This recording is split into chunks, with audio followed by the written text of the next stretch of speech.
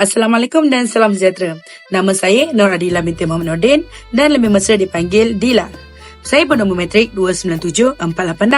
Saya merupakan bekas pelajar sekolah menengah kebangsaan Puchong Perdana dan sepanjang zaman persekolahan saya memang aktif dalam aktiviti kurikulum, terutamanya dalam Persatuan Puteri Islam Malaysia. Dan inilah sekolah saya, SMK Puchong Perdana yang terletak di Puchong, Selangor. Pada tahun akhir persekolahan, saya telah diberi kepercayaan untuk memegang jawatan sebagai pengerusi Puteri Islam. Dari situlah, saya mula lebih terlibat secara mendalam dengan pelbagai program, aktiviti serta pengurusan unit. Bagi saya, Puteri Islam ni bukan sekadar persatuan biasa. Ia menjadi tempat saya belajar, membina keyakinan dan membentuk sasiah diri yang saya bawa hingga ke hari ini. Sepanjang pelibatan saya, banyak pengalaman dan manfaat yang saya peroleh dan semuanya akan saya kongsikan dalam refleksi ini. Antara manfaat menyertai Puteri Islam ialah pembentukan jati diri dan disiplin. Dalam Puteri Islam, kami diajar bukan sahaja tentang protokol pakaian dan disiplin perbarisan, tetapi juga bagaimana menjadi individu yang menjaga tingkah laku, pertuturan dan adab. Setiap kali menghadiri latihan, saya dilatih untuk hadir awal, berpakaian lengkap dan sopan. Ia melatih saya menjadi lebih berdisiplin dan peka terhadap tanggungjawab.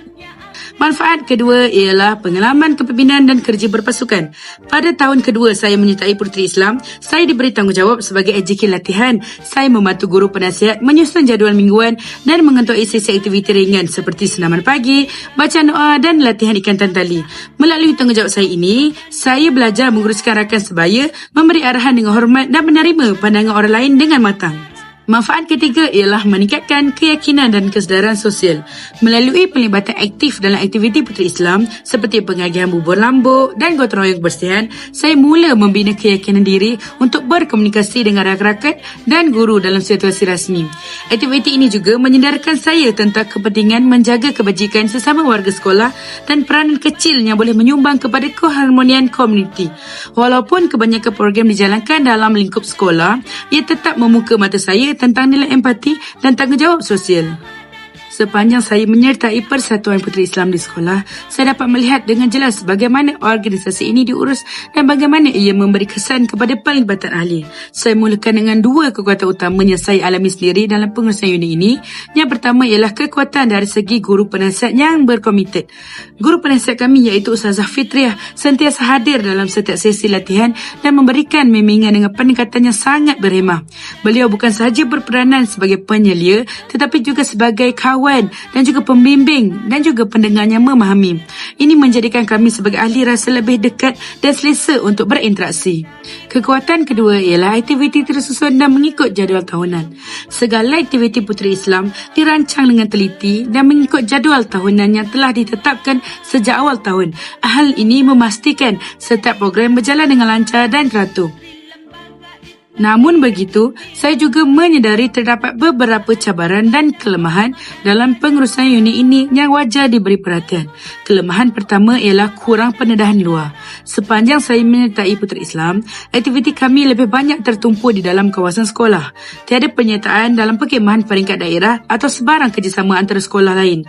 Ini menghadkan peluang kami untuk menimba pengalaman baru dan berinteraksi dengan ahli dari sekolah lain. Kelemahan kedua ialah kekurangan bahan bantu aktiviti. Latihan kami kadang-kadang terhad kerana kekurangan peralatan asas seperti tali latihan, kit pertolongan cemas dan pakaian rasmi. Kekurangan sumber ini menyukarkan pelaksanaan aktiviti dengan lebih efektif, terutama untuk latihan praktikal. Jadi, walaupun Puteri Islam di sekolah saya diurus dengan baik dan berkesan dari banyak sudut, namun masih terdapat ruang untuk penambahbaikan agar pelibatan ahli menjadi lebih aktif, bermakna dan menyeronokkan. Bagi mengatasi kelemahan tersebut, saya mempunyai cadangan penambahbaikan. Cadangan penambahbaikan yang pertama ialah aspek pendedahan luar yang boleh dipertingkatkan melalui kerjasama dengan sekolah lain, NGO atau agensi luar seperti Jabatan Kesihatan. Program seperti perkhidmatan bersama, lawatan amal dan ceramah kesedaran boleh juga memberi pengalaman baru kepada ahli serta melatih mereka berinteraksi dengan masyarakat luar. Cadangan penambahbaikan yang kedua ialah bagi mengatasi kekurangan bahan, persatuan boleh memohon sokongan PIBG atau menjalankan aktiviti menjana dana seperti jualan makanan dan kutipan barangan kita semula. Dengan pelaksanaan cadangan ini, saya yakin persatuan akan menjadi lebih aktif, terancang dan memberi impak yang lebih bermakna kepada semua ahli. Sepanjang pelibatan saya dalam Puteri Islam, saya berpeluang mengalami beberapa amalan pengurusan yang sangat berkesan. Di sini saya kongsikan 2 amalan yang terbaik yang saya anggap paling memberi impak dan wajar diamalkan di sekolah lain juga. Amalan yang pertama ialah aktiviti bertemakan realiti kehidupan. Salah satu perkara yang menarik dalam pengurusan Puteri Islam ialah bagaimana aktiviti yang dijalankan berkait rapat dengan kehidupan sebenar remaja perempuan. Sebagai contoh, kami pernah menjalani simulasi situasi kecemasan seperti membantu rakan yang pingsan, mengurus tekanan emosi dan menjaga keselamatan diri di tempat awam. Aktiviti ini tidak hanya menyeronokkan tetapi juga membuka mata kami tentang cabaran dunia sebenar. Ia membuatkan saya lebih bersedia dan yakin untuk berdepan situasi luar sekolah. Amalan kedua ialah penerapan nilai dalam setiap aktiviti. Setiap aktiviti yang dijalankan tidak dibuat semata-mata untuk mengisi masa lapang, tetapi diselitkan dengan nilai pembentukan diri. Contohnya, selepas aktiviti kawat atau pertandingan hiasan kemah, guru penasihat akan adakan refleksi ringkas, bertanya apa yang kami pelajari, apa yang boleh diperbaiki dan bagaimana ia boleh diaplikasikan dalam kehidupan harian.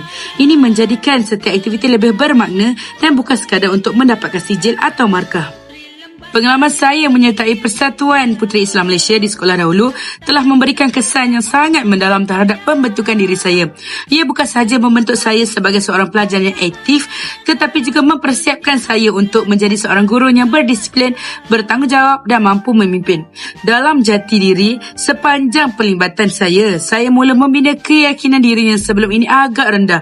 Melalui latihan mingguan, sesi pembentangan, aktiviti berkumpulan dan peluang mengetahui program, saya belajar untuk keluar dari zon selesa dan lebih berani mencuba. Nilai dan kemahiran seterusnya ialah rasa tanggungjawab. Menjadi pengerusi Puteri Islam bukan sesuatu yang mudah, tetapi dari situlah saya belajar makna sebenar tanggungjawab. Saya perlu memastikan aktiviti berjalan lancar, menyusun ahli, berkomunikasi dengan guru penasihat dan menyelesaikan masalah ahli.